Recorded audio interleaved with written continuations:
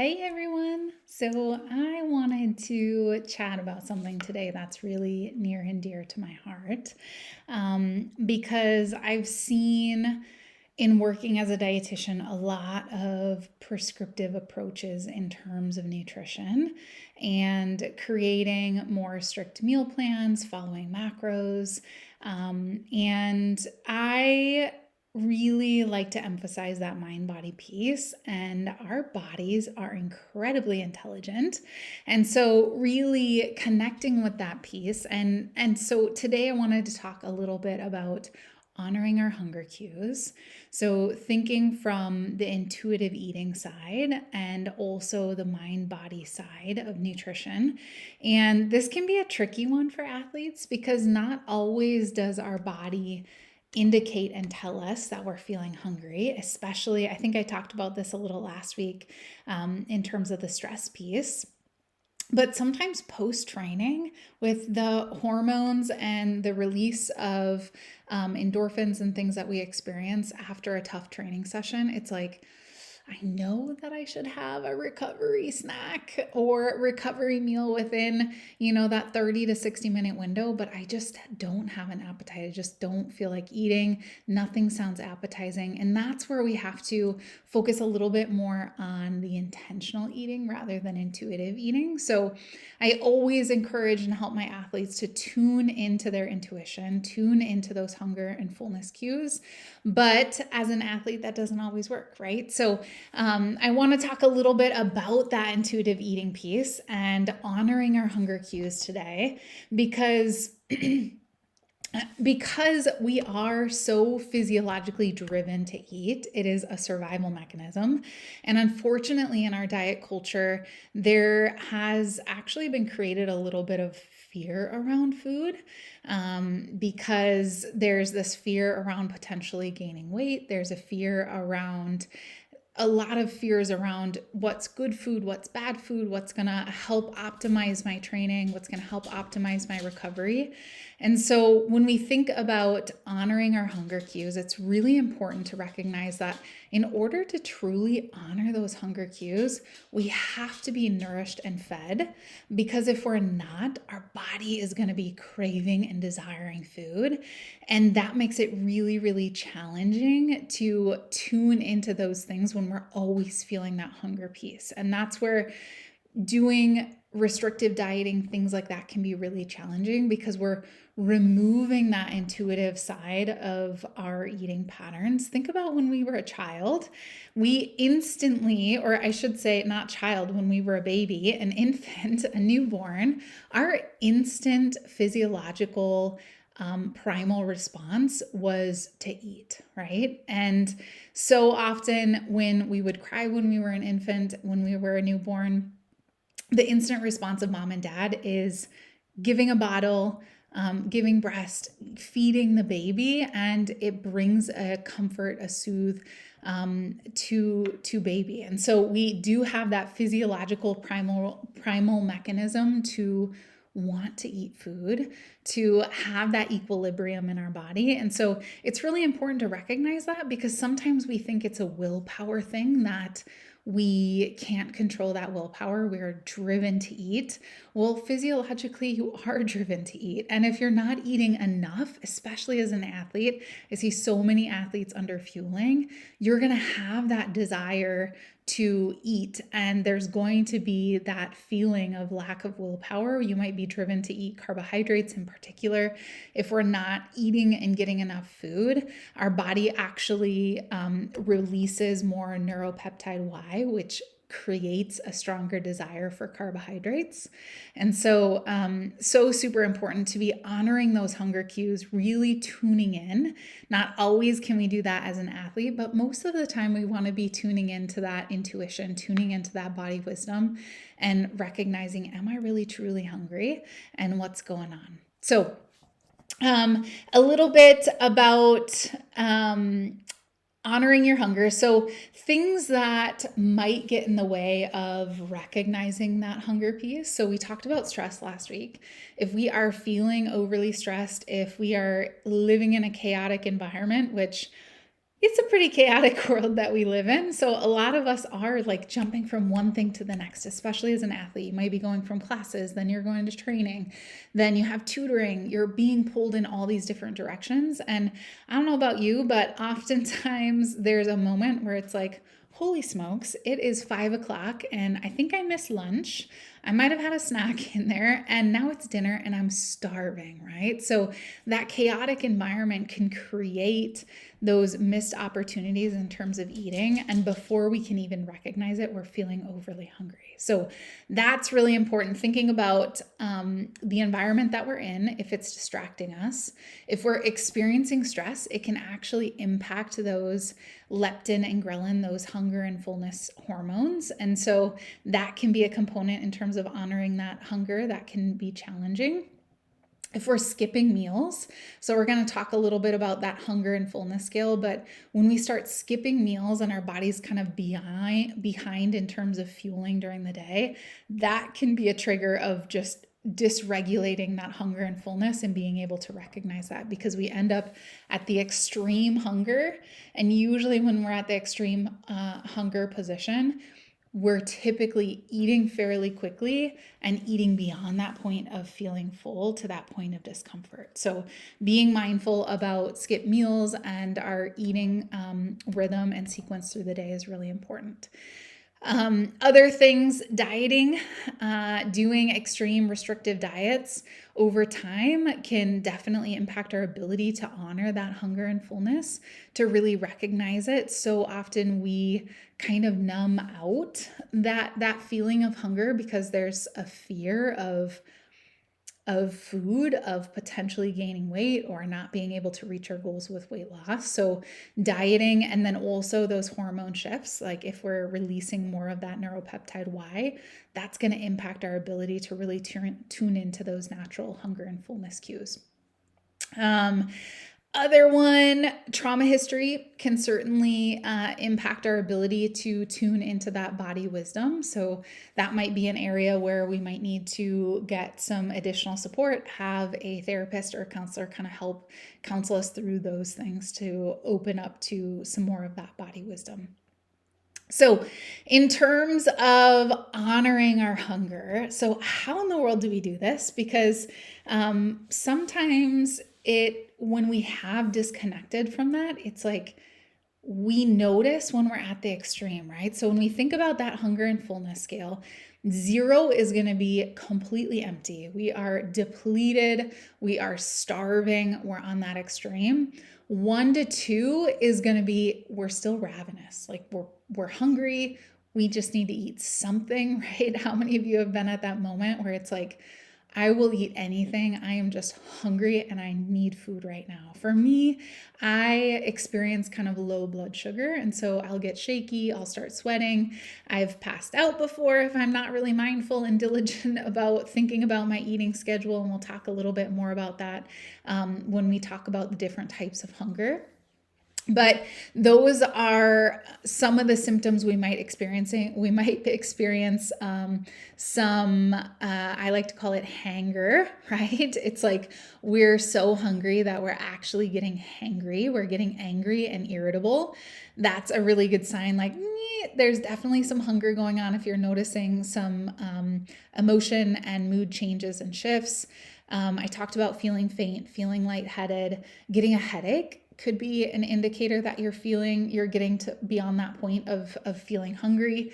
If you're thinking about food, that's an indicator that there's probably some hunger going on. Now, sometimes you're walking by the local donut shop or the ice cream shop and they're making homemade ice cream cones. The smell and some of those triggers of those sensations can like create that salivation in our mouth and allow us to feel that hunger. So that can go a couple of different ways. Discomfort or stomach pain. So you're noticing some growling in your stomach. It's feeling a little empty. You're noticing that there's some gurgling and you're feeling that hunger. So another one for those of you, actually student athletes, or if you're a weekend warrior and you're working, you're just having a hard time in terms of focusing, right? So say we miss breakfast and we're coming up on 1 o'clock, we're having a late lunch. and we just have brain fog. We're not feeling as on top of things. We're not feeling alert. It's more challenging to concentrate and focus.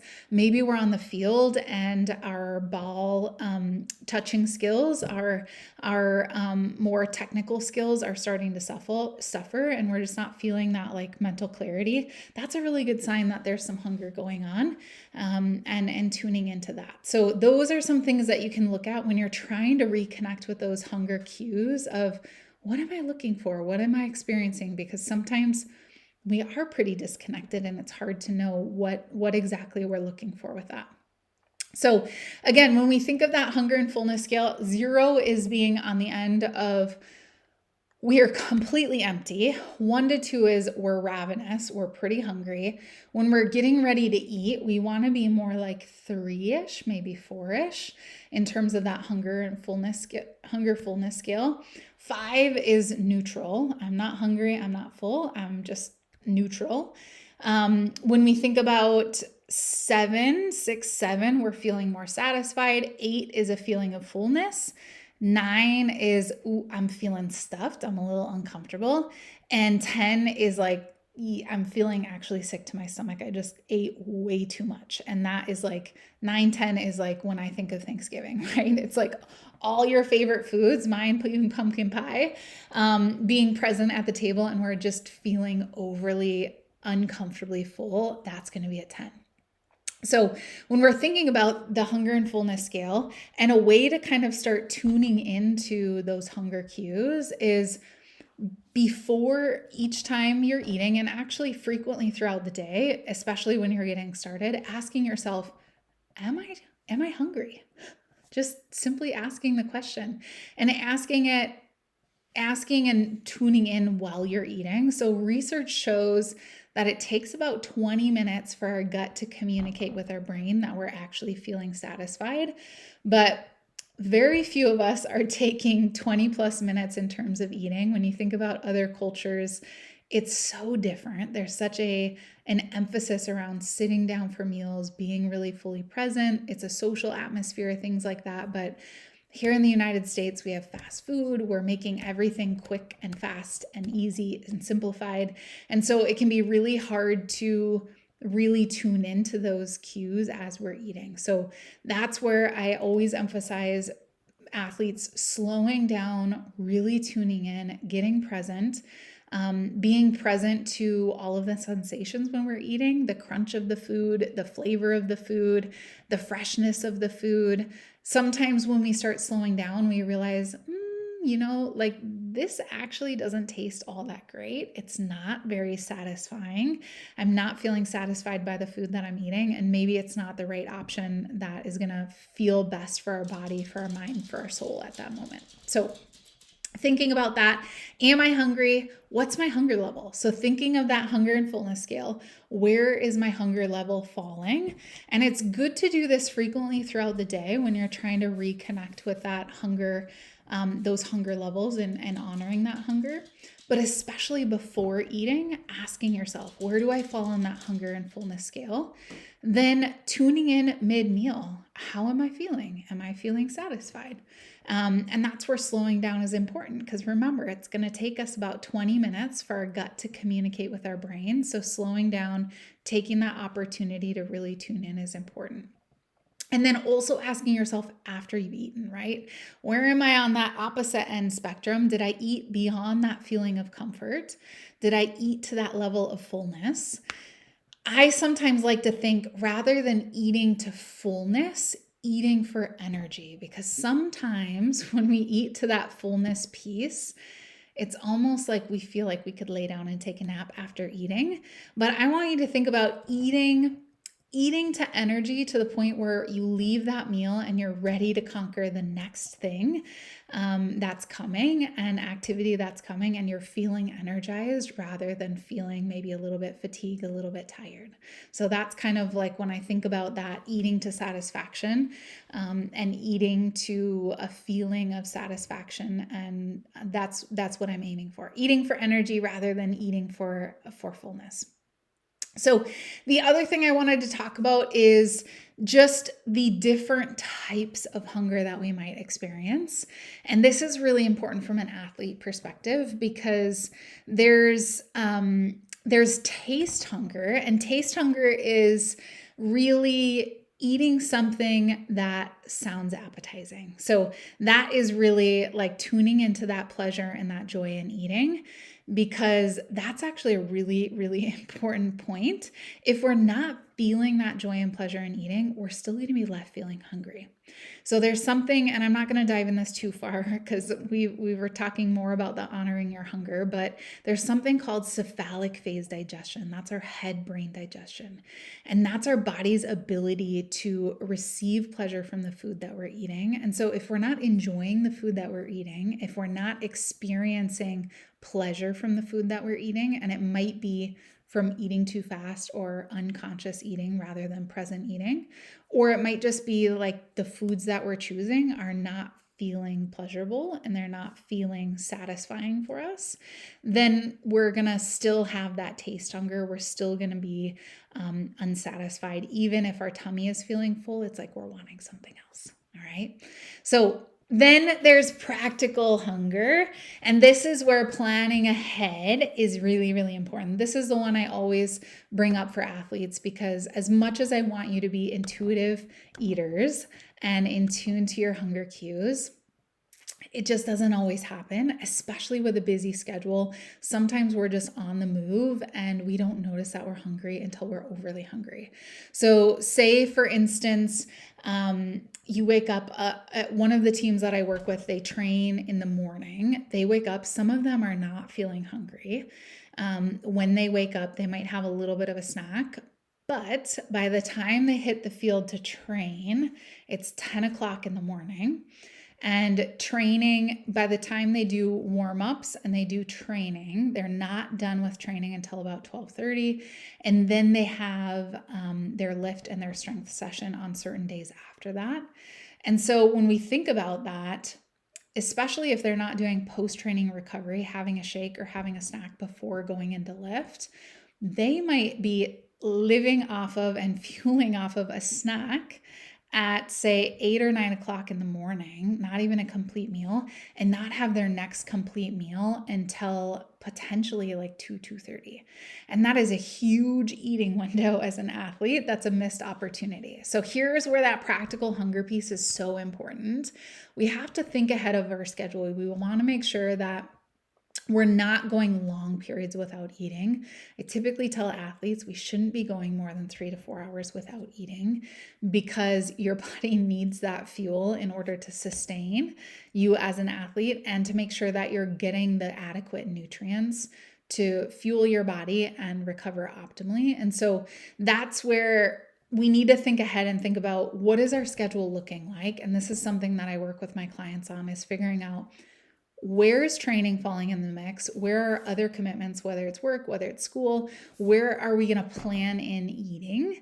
And so that we know, even if we're not feeling that physiological hunger, that we know that there's a practical hunger piece fitting in, and I know that I need this in order to feel my best and perform my best on the field, on the court, whatever it might be, based on your sport. So thinking about that. And then the last type of hunger I wanted to talk about is the emotional hunger piece. So there's times where we might turn to food. So when I talked about babies taking bottle, and when they're crying, parents instantly are providing food because they think, okay, maybe one of those essential needs, they're needing food. And oftentimes we're conditioned at a young age that eat food, feel better. And so it's not unusual or uncommon that we would continue that into adulthood, and leaning on food to have that endorphin boost, to have that escape sometimes from an uncomfortable emotion, and using food in that way. And so just really being aware, the more that we can become aware of those hunger cues and noticing that true physiological hunger on that hunger and fullness scale, the more that we can oftentimes identify, am I really truly hungry, or what else might I be hungering for in that moment. And that's where it's really important to create a toolbox of things that can help through those emotionally uncomfortable times, and utilize those as additional tools. Sometimes food is what we need in that moment, and that's okay. We just don't want it to be the only thing that we're relying on, that we have these other tools in our toolbox to help get through some of those uncomfortable emotions that we might be experiencing, whether it's loneliness, whether it's a feeling of boredom, anger, sadness, whatever is coming up that is feeling a little bit uncomfortable, and being able to recognize that. So that is a little bit about honoring our hunger cues, what that looks like as an athlete, because it is a little bit different than the general population. And I wanted to bring that to you because this is a really important thing that I like to honor in the work that I do, because it's really what makes this sustainable is not creating a stringent plan that is going to be forever and for always. We need that flexibility. We need to be able to honor that hunger, honor that fullness, and be able to listen to our body. But at the same time, we have to make sure that we're still getting enough adequate, balanced fuel that allows us to honor that hunger and fullness. Because if we're ending up on the extremes, if we're under fueling and we're always feeling hungry, we might think that it's a willpower issue. But in reality, if we can just make sure that we're getting enough nutrition, we're going to be able to honor those hunger and fullness cues in a whole different way. So that's my weekly wisdom this week. A little bit longer, but I hope you found that helpful. Definitely reach out if you have any questions. As always, if you want to dive a little bit deeper together and you want some one-on-one support, don't hesitate to reach out. All right, thanks.